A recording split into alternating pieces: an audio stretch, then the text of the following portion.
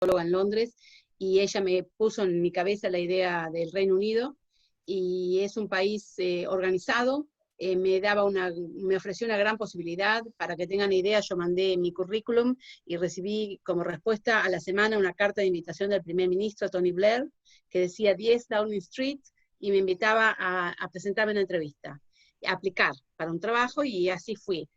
Vine al Reino Unido en el 2003, y bueno, éramos dos en ese momento. Después me quedé al 2004, ya pasé a ser jefa, no porque me quedé sola, porque la otra persona que era el jefe se jubiló. Entonces, bueno, el departamento fue creciendo. Yo cuando llegué había 20.000 libras, 24.000 libras de ganancia al año, y ahora hay 850.000 de ganancia, o sea que he manejado, creo que bien, los negocios, con muchas innovaciones.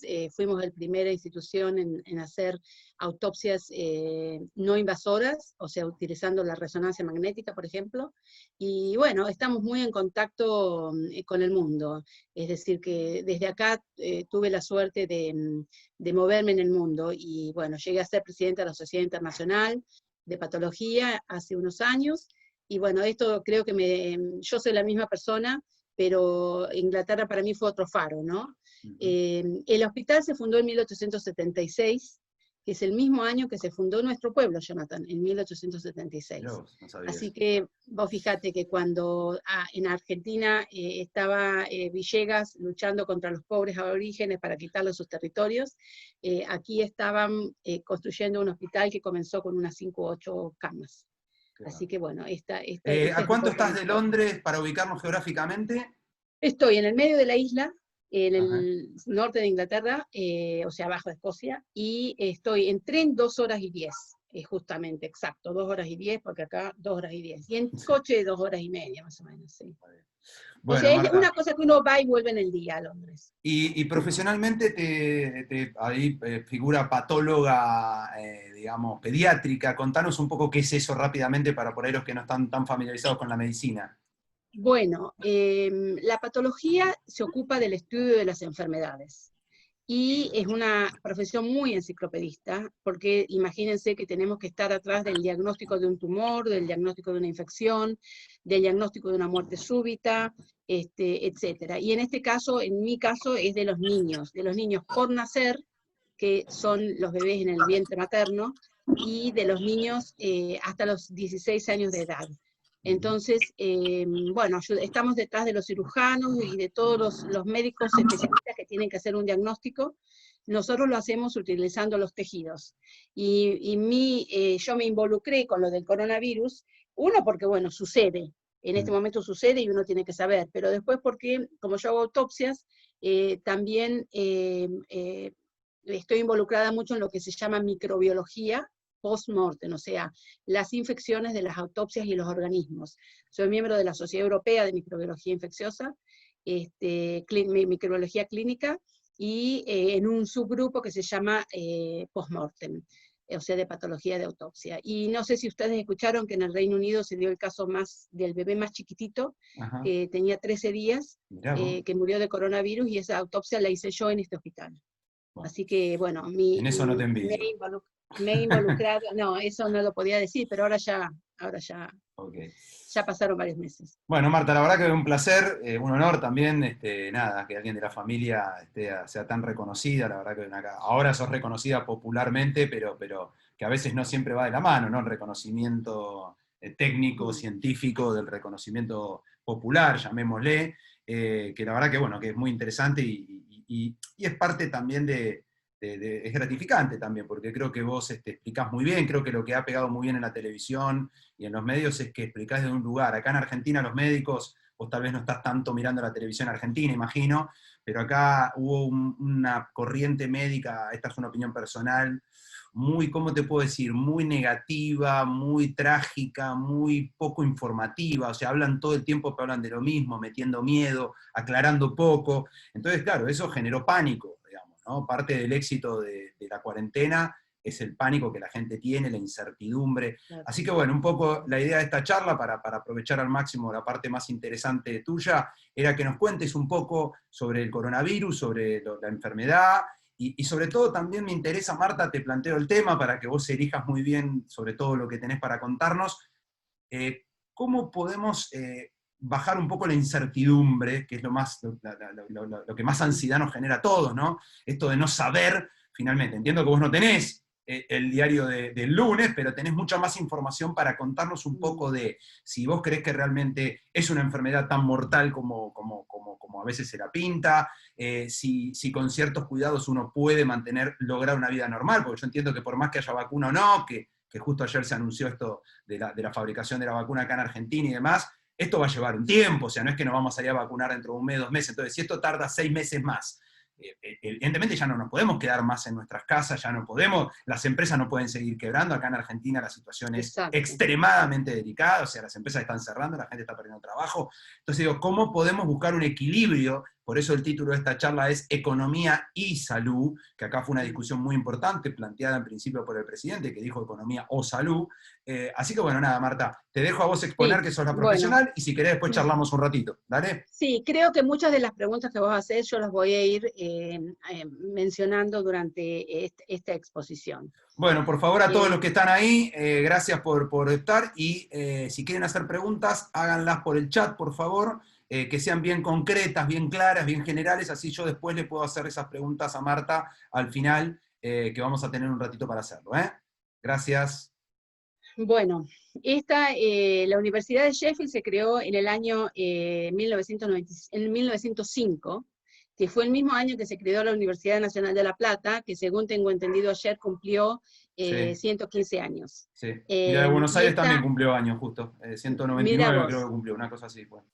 y fue el mismo año que se creó la Universidad de Sheffield, esta de acá abajo es la Universidad de Sheffield, y esta es la esquina del hospital, que es la parte más vieja, no es el edificio inicial, y esto es los nuevos consultorios externos. Bueno, el coronavirus comenzó en Wuhan. Los primeros casos se detectaron en relación con un mercado de animales salvajes, porque esta provincia de China tiene la costumbre de alimentarse de animales salvajes. Comenzaron con casos de neumonía, se declaró en el mes de diciembre, o se hizo pública en el mes de diciembre, yo personalmente pienso que comenzó antes del mes de diciembre, y el 7 de enero se aisló por primera vez esta variedad de coronavirus, que es un virus que ya existe, que se describió en los años 60, pero que en realidad esta es una mutación que afecta a los murciélagos. Y esto se detectó el 7 de enero por primera vez en un hisopado faríngeo, en un caso en China. En el mes de enero también se hizo el estudio genético de este virus, y esto es muy importante porque a partir de ahí es donde en el mes de febrero comienzan a trabajar los distintos laboratorios para la vacuna. El 11 de febrero el virus se categorizó, se le dio el nombre de SARS-CoV-2, que viene de la cifra en inglés como Severe Acute Respiratory Syndrome Coronavirus 2, o sea, porque es un virus, coronavirus 2, que produce un síndrome respiratorio agudo severo. Y la enfermedad que produce se llama COVID-19. Y en febrero también la OMS anuncia la epidemia, y dice que la epidemia del coronavirus es causada por el SARS-CoV-2. No sé por qué no lo puedo bajar. Ok. Previamente, ya había habido otras epidemias de coronavirus. Esta no es la primera. El coronavirus es un virus que todos los años produce resfríos. Se lo llama coronavirus de estación. Pero estos coronavirus son unas variedades que han mutado y que han pasado por animales.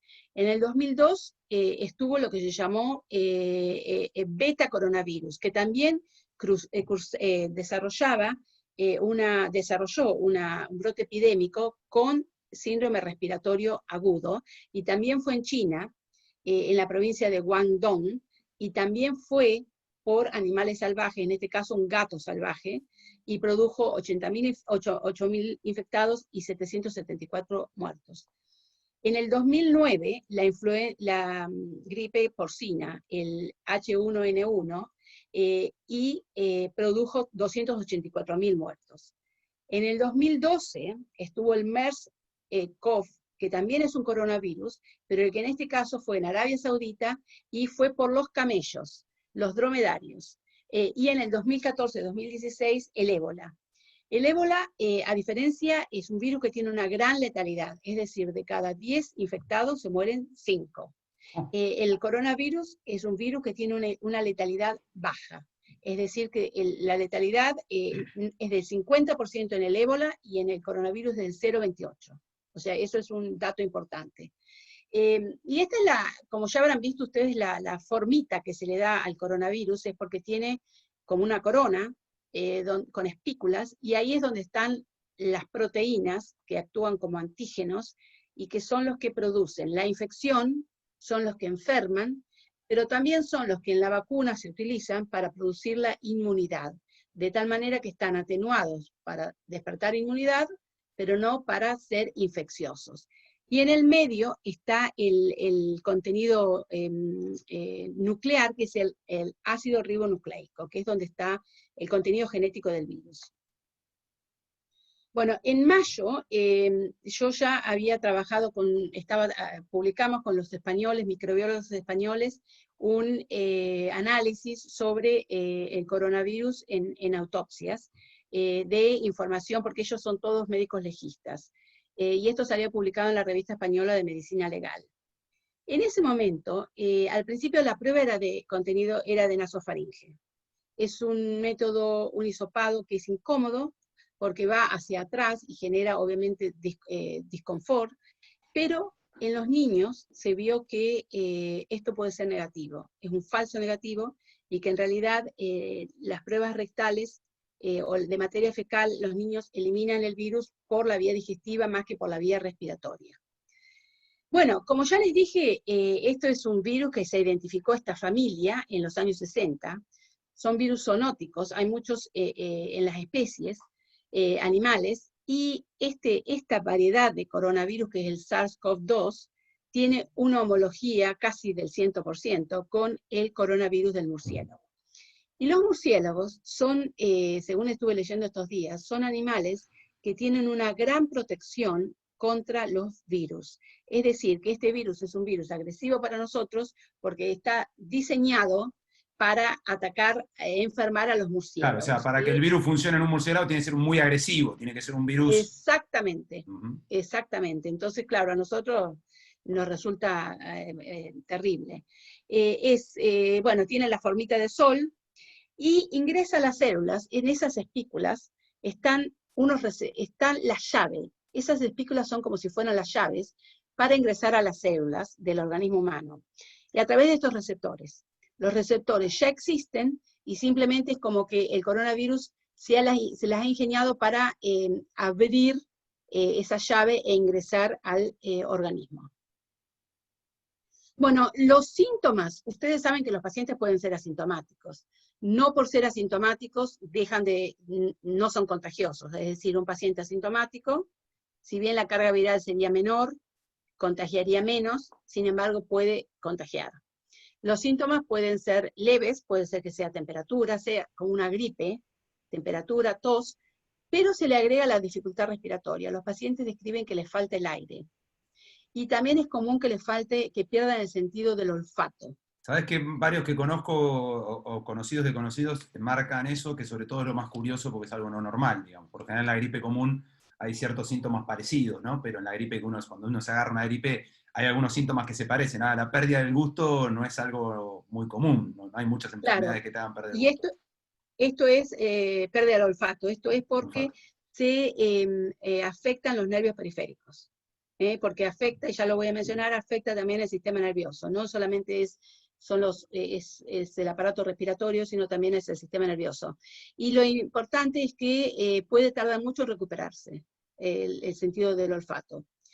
Un porcentaje pequeño de pacientes van a evolucionar de una manera más grave y desarrollan un síndrome respiratorio agudo, es decir, son pacientes que entran en insuficiencia respiratoria, y son los pacientes que han tenido que ir a la ventilación mecánica. La incubación es generalmente de 5 a 7 días, aunque puede ser hasta 14, por eso cuando uno viene de viaje, cuando uno llega o se transporta o está en contacto con una persona que es positiva, el aislamiento tiene que ser de 2 semanas, porque ese es el tiempo de incubación del coronavirus. ¿Y cómo es el contagio? El contagio es por las gotas de la saliva expelidas con la tos, con el estornudo, por el contacto personal. Se estima, o estudios han mostrado ahora, que en el aire, si una persona infectada está en un espacio, en ese espacio, en el aire de ese espacio, puede quedar hasta media hora las partículas del coronavirus. Y obviamente esto es importante porque, por ejemplo, los negocios o en cualquier lugar, comercios, en la casa, etcétera, es muy importante mantener los lugares sin humedad y bien con una buena corriente de aire, porque la corriente de aire entonces va a ayudar, esa circulación de aire va a ayudar a eliminar el virus de la zona, ¿no? Es un virus que, si bien la mortalidad es baja, fíjense, la mortalidad es de un 0,5%, es altamente contagioso. Entonces, si ustedes tienen que la mortalidad es baja, pero que están enfermos en este momento, 20 millones de personas en el mundo se contagiaron, quiere decir que el 0,5% de 20 millones es una cifra importante. Y de ahí que es importante, no es una pequeña gripe, no es un cuadro desapercibido. Es decir, durante esta pandemia hemos visto que simultáneamente se infecta un alto número de la población y que un pequeño número va a morir, una pequeña fracción va a pasarla mal, va a requerir internación, va a tener síntomas graves y va a morir. Pero claro, la cifra no es tan alta, pero se hace grande cuando magnificamos la cantidad de miles de personas infectadas al mismo tiempo. Ustedes habrán escuchado que hay factores de riesgo. Los factores de riesgo son la edad, hombres mayores de 45, mujeres mayores de 50, hipertensión arterial, diabetes, problemas cardiovasculares, personas que han tenido infartos, personas que sufren del corazón, personas que tienen problemas en los pulmones, enfermedad pulmonar obstructiva crónica, asma, minorías étnicas de raza negra, de raza asiática, aparentemente sería porque tienen deficiencias de vitamina D, y eso los hace más susceptibles, y también por la constitución genética, porque se ha visto ahora que hay una ligazón entre las personas que se enferman, se infectan, y su constitución genética. Obviamente si la persona está en tratamiento con cáncer, si es un inmunodeprimido, también si están embarazadas. Las mujeres embarazadas, acá se les hizo que trabajaran desde la casa, porque son población de riesgo. Bueno, en el mes de marzo del 20, cuando hacía poquito que ya había comenzado la pandemia, se vio que algunos pacientes desarrollaban gripe, otros presentaban cuadros de neumonías, y algunos de estos necesitaban ventilación mecánica, y desarrollaban un cuadro de insuficiencia respiratoria.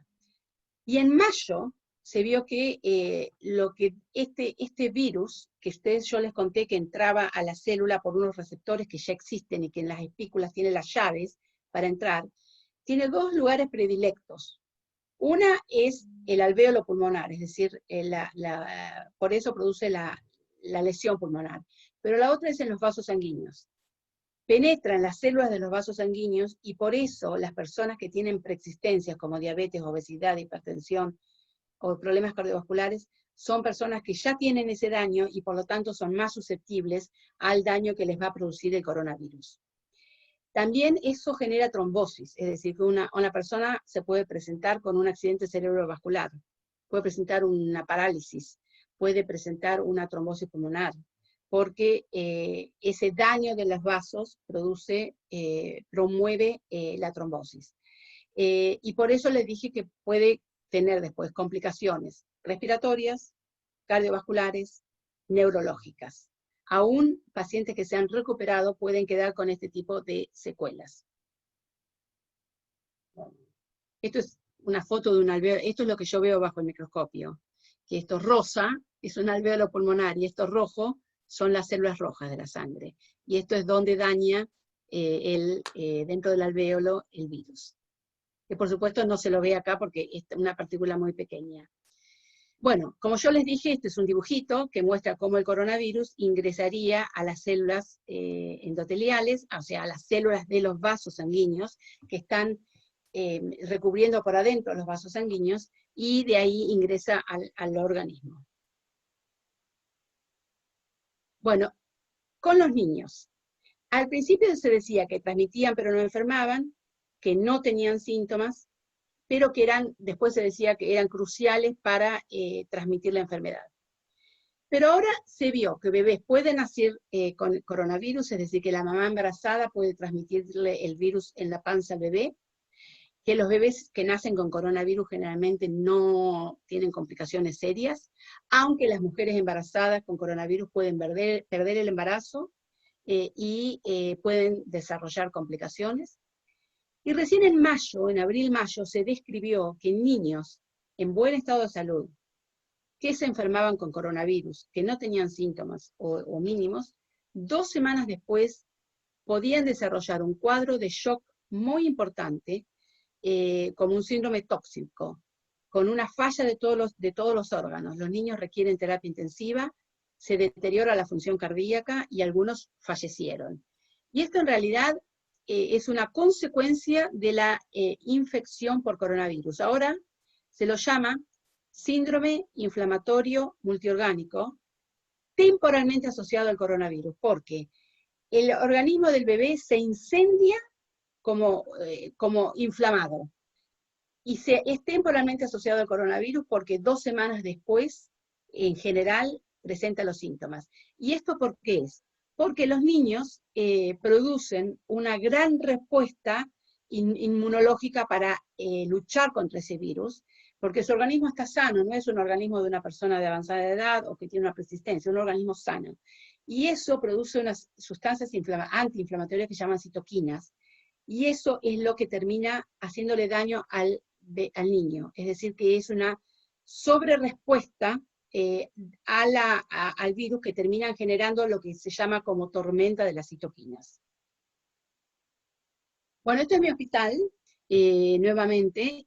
Como pueden ver ahí, Jonathan mira 1876, el mismo año de Trenkelauken. Te voy a ir a visitar, Marta, cuando se pueda. Te voy a Cuando ir a visitar. quieras. Sabes que no conozco Reino Unido, increíblemente conozco casi Oh, todo ahí bueno, Europa y no conozco, así que ya anda preparándome ahí por supuesto, por una supuesto. habitación. Sí, encantada. Y acá es muy lindo para la época de fin de año porque decoran todo para Navidad. Navidad es la fiesta central del Reino Unido, y no el 24, sino el 25. Sí. Y se decora todo y hay un ambiente festivo y la gente va a trabajar con sus gorritos de Papá Noel. ¿Una ciudad de cuántos habitantes más o menos para Es como La situarnos? Plata, es como La Plata. Tendrá, creo yo, unos 600.000 habitantes, tiene 2 universidades. Es una ciudad tranquila, es una ciudad muy amigable, es de las ciudades más, le dicen friendly, del Reino Unido. Es la ciudad del acero inoxidable, donde se inventó el acero Mirá, qué inoxidable, lindo, qué dato curioso. donde se inventó el primer club de fútbol del mundo, que es el Sheffield, creo que se llama Sheffield United, que no está en las ligas. Se inventó como club de barrio y sigue existiendo todavía. Así que el fútbol nació aquí. Y hay algún platense jugando en un equipo de Sheffield que se llama Sheffield Wednesday, que tampoco está en la primera, pero está en la segunda, creo. Bueno, ¿qué pasa hoy con el coronavirus? Hay más de 19 millones de enfermos en el mundo, de infectados. Este dato es casos reciente, ¿no? Es de 7 de agosto. Es Dice. del 7 de agosto, Okay. sí. Y ha habido más de 700 muertos. Esto es en el 7 de agosto donde han estado los casos. Fíjese que en la zona de Buenos Aires, Brasil, Estados Unidos, Europa, Sudáfrica, India, son de los lugares más importantes. Te hago una pregunta, Marta, ahí, momento. perdón. Cuando ahí hablas de 19 millones de casos confirmados, ¿hay algún tipo de índice? Porque se mide muy poco, o sea, los confirmados son los que se testearon, digamos, ¿no? ¿Cuál es el índice si uno quisiera saber un número estadístico? Es decir, ¿por cuánto suelen multiplicar ustedes ese número? ¿Hay un dato o es...? Dicen que es 10% más, pero bueno, eso es muy dependiente de acuerdo al país, porque yo, por ejemplo, África o Rusia, no se sabe el número de casos. Rusia dice que tuvo muy poco y yo no lo creo, así que es mucho más que esto. dicen un 10% más. Y esto, fíjense cómo ahora, en esta época, es América, el continente americano, es Estados Unidos, es todo Latinoamérica, y en Argentina, bueno, hay más de 4.000 fallecidos, ¿no es cierto? Esto es como ha sido el mapa del mundo.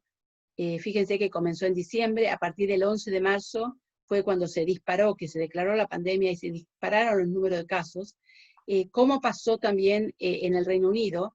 En el Reino Unido el cierre fue el 21 y hubo unos 3 meses hasta el 15 de junio, que comenzó a liberarse, a aflojarse la cuarentena. Hubo más de 1.000 muertos diarios algunos días, que fue catastrófico. Ahora, no hay ningún día, después de relajarse la cuarentena, en que ha habido ningún muerto. Siempre hay de 12 a 90. Es decir, que hemos bajado, pero los casos siguen aumentando. Y esa Y es baja, interesante. perdóname, ahí te pregunto para entender, esa baja en los casos, porque digamos, a ustedes hoy, ¿cómo se vive hoy cómo vos salís a caminar? ¿Cómo es hoy Mira, la vida en Inglaterra, digamos, para entender eso, que es lo que de alguna manera es una visión optimista? Es decir, bueno, mirá, la gente puede circular y las muertes son relativamente bajas, o por lo menos parecen relativamente bajas. bueno, acá hubo un estudio muy importante que salió el 14 de marzo del Imperial College, donde se predijo con un modelo matemático, con epidemiólogos, virólogos, etcétera, cómo iba a ser. Y se decía que si no se hacía esta cuarentena por 3 meses, con distanciamiento social, sin escuelas y sin universidades por 3 meses, el número de muertos iba a ser de 500.000 en el Reino Unido y de 3 millones en Europa. Entonces, al hacerse esto, se evitaron muchísimas muertes, porque las muertes en el Reino Unido fueron de 46.300, más o menos, en este periodo. Ahora, después, al relajarse, sí, se aumentó, se puso en marcha el país de poco. Primero empezaron las peluquerías, los salones de belleza, los dentistas no han empezado, los tratamientos faciales no han empezado, comenzaron los gimnasios, pero los gimnasios, yo ahora voy al gimnasio, voy a hacer zumba, o sea, vamos a correr, vamos a hacer aerobismo, pero con una distancia social, con mucha higiene. Constantemente la gente está limpiando los picaportes, están limpiando las mesas, ¿cómo se llama cuando nos apoyan? Los Sí, sí, desks. sí, sí, ok, ok. Bueno, constantemente limpiándolos, y después se ha reducido el número de gente que puede ir a una misma clase para mantener este distanciamiento social. Ahora, ¿qué pasa? En Aberdeen, en Escocia, aumentó el número de casos. Entonces ahí se endureció un poquito la cuarentena. Se cerraron cosas, la gente no puede visitarse entre familias ni nada, lo que le llaman las burbujas familiares, ¿no? Lo mismo pasó en Manchester, y hace un mes pasó en Leicester. Pero a medida que se van, y para eso hay que hacer el test del número de casos. O sea, es muy importante hacer muchos tests para identificar a los casos, aislar a los casos y aislar a los contactos. Entonces, de esa manera se hacen, como yo digo, se prenden pequeños fuegos, y esos pequeños fuegos se van apagando. Pero no está todo el país en la cuarentena, sino simplemente están los lugares con mayor número de casos, que puede ser un barrio, o puede ser una escuela, o puede ser un restaurante. Se dio que se abrió un pub el 15 de junio, y aumentaron, había 3 personas que habían estado contagiadas, que tenían el virus, pero que habían estado en ese pub, y se cerró por 2 semanas, 14 días, y toda la gente que estaba en el pub, empleados y visitantes o huéspedes, o clientes, tuvieron que ir a cuarentena. Eso es lo que se está haciendo ahora. Por eso es muy importante el testeo y el rastreo. Y fíjense lo que pasa en Argentina. En Argentina comenzó la cuarentena también en abril, y sin embargo el número de casos a partir de junio aumentó. Aumentó, se disparó. Y de hecho, el número de casos en Argentina, las muertes se han duplicado en 22 días. Y esto es reciente, esto es Y ese dato, Marta, si vos estuvieras hoy asesorando aquí o estuvieras en Argentina, ¿qué medidas te llevaría a tomar, digamos, para tratar de analizar si es algo que es esperable por la época del año? Porque, a ver, siempre es como que en algún momento yo veo que como que es inevitable que explota, digamos, ¿no? O sea, vos contenés hasta que en un momento empieza como a contagiarse. Claro, pero es contener y a la vez de contener es hacer ese distanciamiento social, es decir, que la gente mantenga ese distanciamiento social de la familia, trate de trabajar desde la casa, use mucho si sabe que tiene síntomas, se reporte inmediatamente, se haga la prueba inmediatamente y todos los contactos se aíslen. Es decir, que eso es lo que creo que hay que hacer, hay que estimular que se haga el distanciamiento, el testeo, el rastreo y el aislamiento de estos casos, en mini burbujas, más que todo el país. Exacto, Por ejemplo, exacto. yo hoy he estado con medio de San Luis, me dice que no tienen muchos casos, y bueno, San Luis puede relajar la cuarentena, como ha Sí, por pasado con ejemplo, no otros. sé, o pueblos, Trenquelauquen, no sé, ¿tenés algún dato de Trenquelauquen, por ejemplo, vos Sí, que estás en contacto? Trenquelauquen ha tenido 8, en Trenquelauquen estuve en un Zoom este fin de semana y ha tenido creo que 8 casos, no tiene ningún caso activo, ha tenido casos porque tiene un penal cerca, Ajá, y ok. obviamente no hay un protocolo adecuado para manejar Las eso visitas. del penal, pero bueno, tampoco depende de Trenquelauquen, creo que es provincial eso. Pero para mí lo que hay que hacer es involucrar a la comunidad en la importancia de tener la responsabilidad individual de hacer esto de presentarse con síntomas, o sea, no presentarse, comunicar los síntomas, llamar para hacer el test, hacerse el test y denunciar todos los contactos que esa persona ha tenido para que esa persona, los contactos se aíslen. Entonces es como ver cortafuegos, como dice la hermana. Ujú. Yo lo llamo mini fuegos y en realidad lo que hay que cortar es esa cadena. Entonces, a mí me parece que es muy importante, o sea, la cuarentena de 140 días no da resultados porque la gente se agota. Claro. Entonces lo que hay que hacer es la esperanza. De decir, bueno, tenemos la vacuna va a llegar para diciembre, de acá a diciembre vamos a tratar de cuidarnos y vamos a cumplir esta responsabilidad individual de cuidarnos nosotros para cuidar al otro. Es lo que yo creo. Y Marta, para hablar perdón, un poquito ahí, después te interrumpo en esto nomás. Vos dijiste recién la vacuna llega en diciembre, suponiendo que eso suceda. ¿Esa es una fecha probable?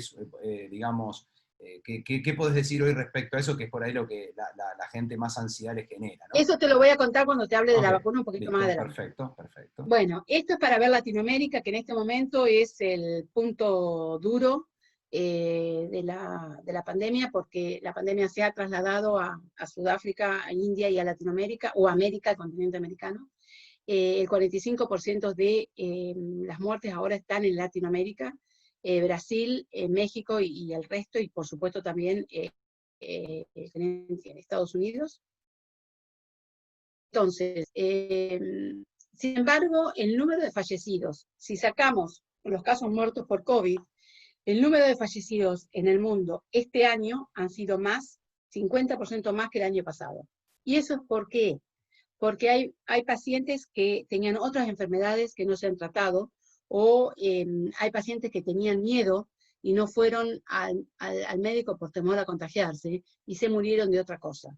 Perdona, Entonces hay que hacer. me repetís ese dato? O sea, dice, en el mundo el número de fallecidos es 50 veces mayor que los casos debidos a COVID. O sea, está muriendo más gente de cosas que no son de COVID. Explícame un poco eso de vuelta, por Bueno, favor. si sacamos Sí, los 705.000 personas que se murieron de COVID, sin sí. embargo, hay un exceso del 50% más de muertes este año con respecto al año pasado. Ajá. O Y sea, eso por sí ejemplo, el año pasado se murieron 100.000, este año se murieron 150.000.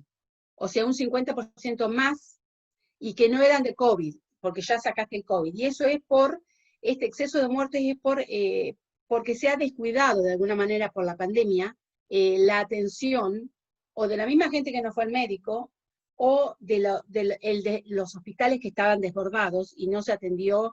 Por ejemplo, yo conozco una persona de Perú que tenía síntomas y durante 2 meses no la atendieron hasta que finalmente llegó con un tumor benigno del cerebro que si no lo operaban ya, la persona se moría. Se moría por algo completamente prevenible, pero era por eso, era porque los hospitales estaban desbordados. ¿Mm? Ujú. Entonces, para mí hay que tomarlo de 2 maneras. Es qué hacer con los países en el pico de la pandemia, que en este momento es continente americano, y qué hacer con Europa, que hemos pasado la primera ola, pero que nos debemos preparar para la segunda ola, y es lo que yo lo llamo el desafío. Entonces, ¿qué pasa con el continente americano? Y esto es lo que yo decía de suprimir. hay que revertir el crecimiento epidémico que ahora está en subida, hay que hacerlo que deje de crecer. Y la única manera es reducir el número de casos al nivel más bajo posible y mantenerlo indefinidamente, combinando la cuarentena de los casos sospechosos y sus familias con el distanciamiento social de la población. Y esto deberá ser por 2/3 de la población mantenido, y esto es hasta que llegue la vacuna, porque vamos a tener las altas y bajas, las altas. No es que hay una primera ola o una segunda ola, es que el virus nunca se va. Tenemos más casos en el invierno y menos casos en la primavera y verano. Como ya dije, 2/3 de la población tienen que cumplirlo para que lleguemos a los niveles bajos. Y esto debe ser mantenido por 3 meses. Por eso, lo que llama la atención es que en Europa esto se mantuvo por 3 meses y funcionó. Y en Argentina esto hace más de 3 meses y no funciona, pero yo creo que porque hubo una cuestión con el planeamiento de qué se hacía mientras tanto. La supresión es eficaz, pero siempre va a haber reincidencia, o sea, siempre va a haber picos, ¿no es cierto? Los gobiernos deben saber cuál es el número de casos que tiene que haber para que se dispare el instalar la cuarentena o lo que se llama la supresión. Y en el Reino Unido esto sería antes de que se llegue a los 200 casos de terapia intensiva por semana.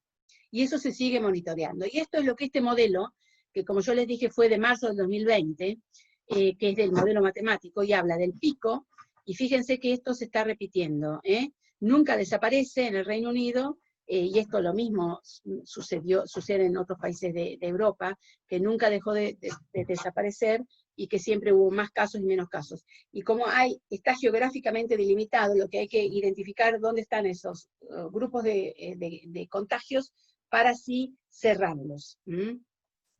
¿Qué pasa? Como ya les dije, habría habido 3 millones de muertes si no se hubiera, en Europa, si no se hubiera hecho la cuarentena. La inmunidad de rebaño no existe, porque la inmunidad es temporaria, no es para siempre. Y como yo les decía, es muy importante la vigilancia del número de casos, la identificación, rastrear a los contactos y aislar a todos ellos, ¿no? A los casos y a los controles. El segundo pico aquí se espera para septiembre. Es decir, ya sabemos que cuando empiece la primavera, el otoño vamos a empezar y que el máximo va a llegar para noviembre o diciembre. Entonces, ¿qué es lo que tenemos que hacer? Y qué es lo que Argentina tiene que hacer, creo yo, cuando bajen los casos, y si es que no hay vacuna, o hasta tanto haya la vacuna, prevenir el caso de que haya un segundo brote. Porque en el segundo brote se van a sumar los pacientes con el COVID-19, más los pacientes que están en lista de espera, que en el Reino Unido son de 4 millones, y pudiera ser de 10 millones si no limitamos la lista de espera, más los pacientes que no concurrieron a la atención por miedo, más el deterioro de la atención médica en la primera ola, personal de salud que murió, o que se enfermó, o que por razones de edad tienen que estar distanciados, más las secuelas de los pacientes que tuvieron COVID, más la gripe habitual de la estación, más el deterioro de la salud mental. Y ojo, la salud mental es importantísima, no solamente de los pacientes, sino de la población en general y del personal de salud. Bueno, si no hacemos todo eso, si no evitamos, o sea, planificamos cómo tener todo esto para la segunda ola, vamos a tener en el Reino Unido casi 120.000 muertes. Entonces lo que hay que hacer es comparativamente, perdóname Marta, ahí para entender, 119.000 muertes. Digo, 65 millones. ¿Cómo? Somos 65 millones. Sí, pero te iba a preguntar en relación a otras enfermedades, u otros picos que haya habido, porque hay otras enfermedades permanentemente. La gripe. Es un número muy alto comparado con la gripe común. Sí, la gripe común son 17, el año pasado hubo 17.000 fallecidos por gripe en un año. O sea que sería 10 veces mayor a la gripe común. Sí, sí, exactamente. Y para esto lo que tenemos que hacer es mantener el distanciamiento social, hacer campañas de información pública, y desarrollar protocolos para los comercios, los negocios, las oficinas, y lo que yo les decía, el control de humedad y ventilación.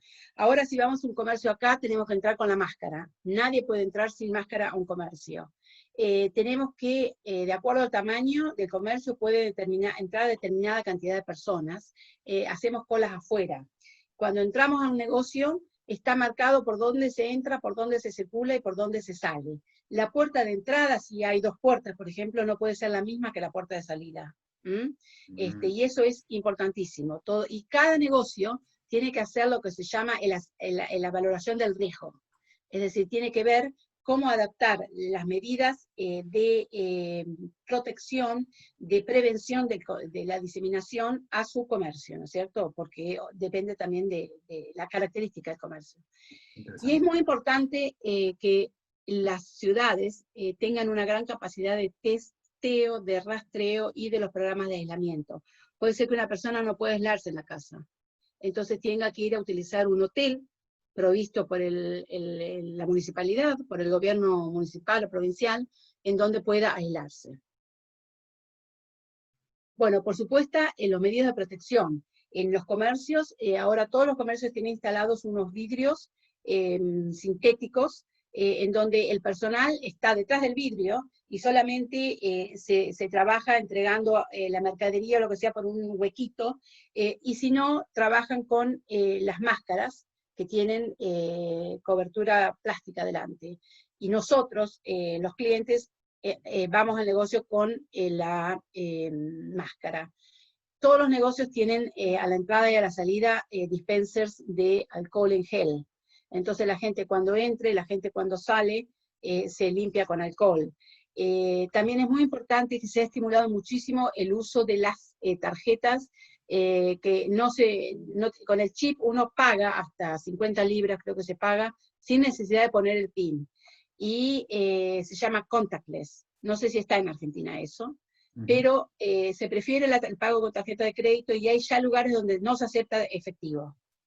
No se acepta efectivo porque, bueno, para todo evitar el contagio, ¿no es cierto?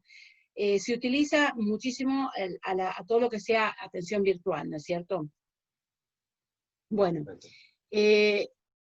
como yo les dije, ya se hace el monitoreo de los brotes locales, y no se cierra un país por cuarentena, sino se va cerrando los lugares que tienen casos, ¿no es cierto? Y también es muy importante reducir el impacto de la gripe. La gripe que está todos los años vacunando contra la gripe, ¿no es cierto? Y el método más eficaz para proteger a nuestros mayores, a nuestra familia y a la sociedad es la responsabilidad individual. Ya lo dije varias veces, cada uno de nosotros somos responsables de cuidarnos, porque cuidándonos a nosotros, cuidamos al otro. Muy bien. Una cosa muy importante para la esperanza les voy a hablar del diagnóstico y les voy a hablar de ¿qué hora es? Sí, tenés poquito, por eso te decía que estás comprendiendo. El diagnóstico y de la vacuna. Dale. El diagnóstico, que creo que se describió acá en el Reino Unido la semana pasada, en el Imperial College, es un diagnóstico muy novedoso porque se hace en saliva, utiliza solamente 90 minutos, no requiere de laboratorio, o sea que el test se toma, por ejemplo, en un aeropuerto, o en un gimnasio, o en una escuela, en donde está el aparatito, el aparato para hacer las pruebas, se toma con saliva, en un hisopo, se coloca dentro de esta cajita, que es una caja de un cartucho de impresoras adaptado, y ahí se va a aplicar colores con fluorescencia, y va a testear para coronavirus, para 2 virus de la gripe y para otro virus más respiratorio. Entonces, luego se pasa a esta es la máquina donde se coloca ese cartucho, en donde se amplifica el contenido del ARN del virus, y se lee en un portátil. Entonces, de acuerdo a los colores, el portátil tiene el software, ¿no es cierto? Entonces, de acuerdo a los colores, me va a decir si tengo coronavirus, si no tengo nada, si tengo virus de la gripe, etc. Y fíjense que la especificidad es del 100%. Altísimo. Es perfecto, o sea, no tiene ni falsos positivos, ni ¿Eso falsos... ya lo están usando o es un proyecto? Esto sí, es de bajo costo, se aprobó el 3 de agosto y ahora ya se comienza a distribuir en el Reino Unido, y para septiembre va a haber 5,8 millones de kits en el Reino Unido. Va a permitir testear 250.000 test diarios. Y esto es importantísimo para, como yo les digo, ustedes van a viajar, a lo mejor van a tener que ir 2 horas antes, ya 2 horas antes, se hace el test, y si sos negativo, subís al avión. Es decir, Claro. que y si sos positivo, te tenés que aislar. O sea que esto es, para mí, es una novedad importante. Y la otra es la vacuna. La vacuna, que como ya saben está por la fase 3, que ahora sabemos que también se va a producir en Argentina a partir del año que viene. La fase 2 demostró que con 2 dosis, todos los voluntarios, que fueron 500, porque el otro 500 era un grupo control, desarrollaron inmunidad celular, inmunidad humoral, que fue segura, que no hubo ningún efecto serio, que el costo es bajo, es de menos de 3 euros, y que hay una organización, que es Gavi, que quiere reunir $2.000 millones para distribuir esta vacuna a todos los países en vías de desarrollo. Esta vacuna, la fase 3, que es repetir lo mismo que la fase 2, que fue exitosa en más de 10.000 voluntarios, termina en septiembre. Entonces, si esta vacuna es exitosa en el mes de septiembre, la van a aprobar. Ya hay muchísimos dosis que están preparadas para su distribución cuando la vacuna sea aprobada. Y ahí va a poder ser distribuida primero en el Reino Unido, obviamente, y luego será distribuida hacia el resto del mundo, que comenzará hacia fin de año. Cuando la vacuna ya esté aprobada, va a ser patentada, y tiene que ser aprobada por una Comisión Europea, por la Food and Drug Administration de Estados Unidos, la Organización Mundial de la Salud también la tiene que aprobar. Yo creo que va a ser lo que le dicen fast track, para pasar rápidamente a su distribución. No va a seguir el procedimiento natural que seguiría una... Estamos en una carrera contra el virus. Estamos en una carrera. Bueno, sepan que es muy importante tratar el estrés y la ansiedad. El ejercicio físico es muy importante porque mejora el sistema inmune, el sueño, etc. Bueno, como yo les digo, tenemos que adaptar nuestro comportamiento. El mundo tiene que enlentecerse, pero no paralizarse, porque la gente no se va a morir de coronavirus, pero se va a morir de hambre, se va a morir de problemas mentales, y es importante que involucrar a los economistas en estos equipos multidisciplinarios, porque debemos prestarle atención no solamente al coronavirus, sino al resto del mundo, ¿no es cierto?, al resto de la salud.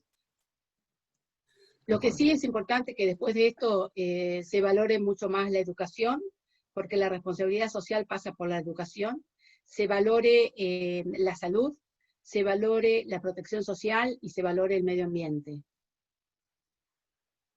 Bueno, ¿cuánto me queda, Jonathan? No, nada, porque vos tenés ahora con Andino, creo, tenés una charla, Sí. por eso si querés, la verdad que Les bueno, quería nada, sí, decime algo que comentar, vos creas que sea como importante para no robarte les más quería tiempo. comentar que las estrategias, para mí, hay que involucrar a la comunidad.